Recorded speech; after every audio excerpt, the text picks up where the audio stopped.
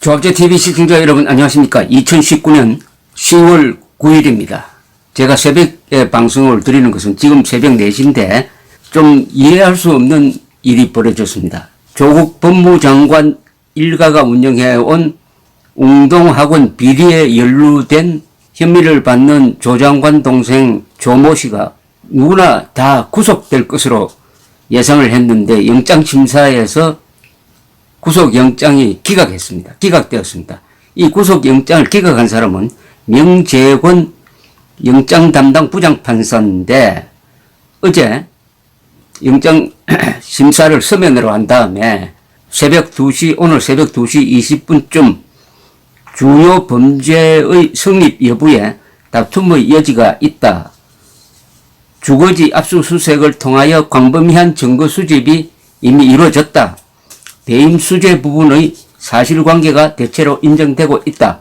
수회에 걸친 피의자 소환조사 등 수사 경과, 피의자 건강상태, 범죄 전력 등을 참작하면 현 단계에서 구속의 사유와 필요성, 상당성을 인정하기 어렵다고 판단을 했습니다. 그런데 이 사람은 영장 청구가 되고 나서 영장 실질 심사를 한다고 하니까 허리가 아프다고 해서 병원에 입원했는데 경찰이 구인영장을 집행을 했습니다.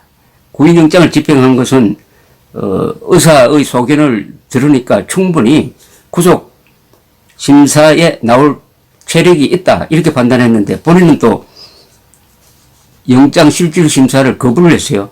포기를 했습니다. 그래서 서류만 가지고 구속 영장 여부를 검토한 끝에 기각이 됐다 이렇게 되어 있습니다. 그런데 이 명재권 이 부장판사는 작년에 양승태 대법원장에 대한 구속영장을 발부한 사람입니다. 양승태 씨가 증거인멸할 사람입니까? 양승태 씨가 구속되어야 할 사람입니까? 더구나 양승태 전 대법원장에 대해서 씌워진 이 죄명이라는 것은 본인이 무슨 오늘 기각시킨 이 사람처럼 본인의 개인적인 어떤 이익을 위해서 부정행위를 한 게 아니에요. 오히려 지금 지나놓고 보면은 양승태 대법원장이 아주 합리적 판단을 한 겁니다. 일본 징용공 문제에 대해서 대법원이 신중하게 판단을 해야 된다는 입장에서 정부와 협조한 겁니다. 한일 청구권 협정과 위반되는 지금 판단이 써 있는 사건이기 때문에 대법원에서 이걸 확정시켜버리면은 반드시 한일 외교에 파탄이 난다. 그러니까 정부의 의견을 들어야 한다 하는 입장을 무슨 사법농단으로 몰아가지고 기소를 했는데 이분을 구속한 사람입니다.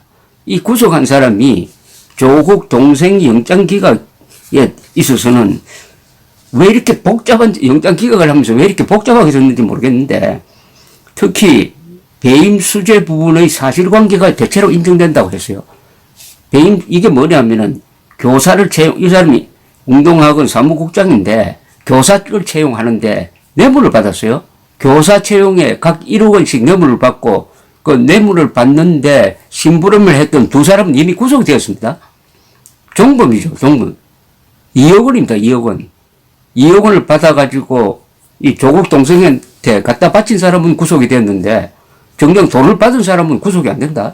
이게 법적 안정성이 있습니까? 더구나 비리 아닙니까?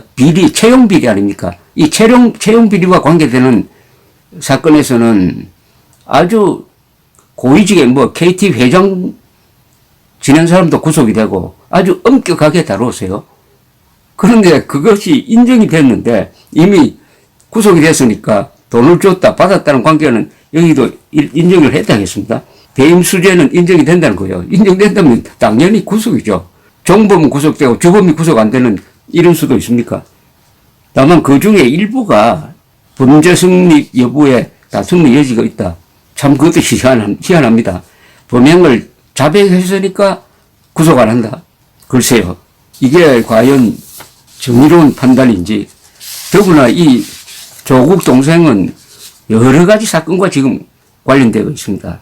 예컨대 웅동학원 공사대금 채무를 변제하기 위해 위장 이혼을 하고 위장 소송을 벌였다는 혐의. 위장 허위소송 의혹의 발단은 1996년 조 장관 부친과 동생이 각각 웅동학원의 16억대 공사 수주와 하도급 공사를 맡다가 IMF 외환 위기로 공사 대금을 지급받지 못한 채 부도가 났는데 조 장관 동생 부부는 2006년에 코바시 앤디라는 건설사를 설립한 뒤 51억 원가량의 고려시티 개발 채권을 인수했다고 주장하며 웅동학원에 공사대금 청구 소송을 제기했고 웅동학원은 변론을 포기해가지고 51억 원의 채무를 지게 했다.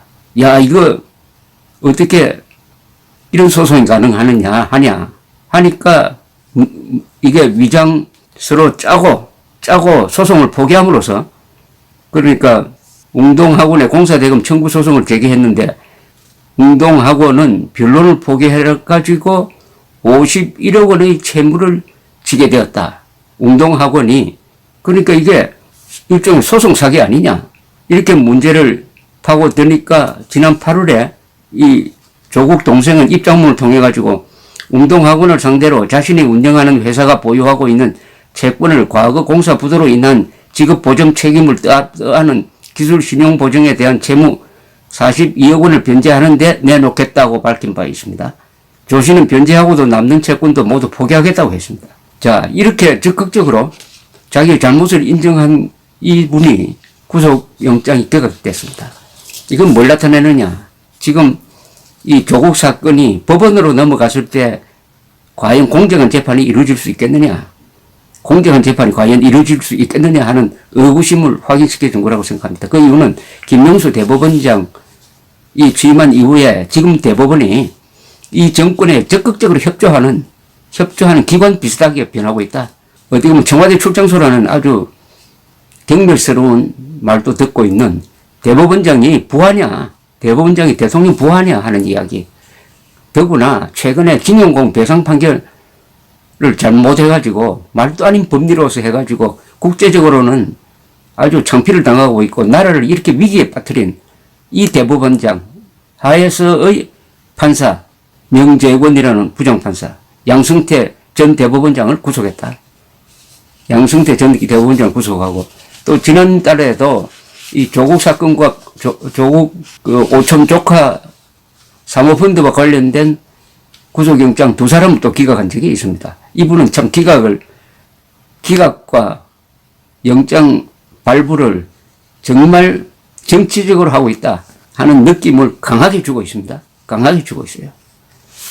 뭐 화제가 된 이분이 왜 영장 담당 판사가 됐느냐에 대해서는 작년에 양승태 씨를 구속한 다음에 화제가 됐던 적도 있습니다. 다른 건 다 몰라도 채용비리 아닙니까? 채용비리 1억 원씩 뇌물을 받았다 이거예요. 교사로 자기 학교에 교사로 채용해 주면서 뇌물 준 사람이 구속된 겁니다.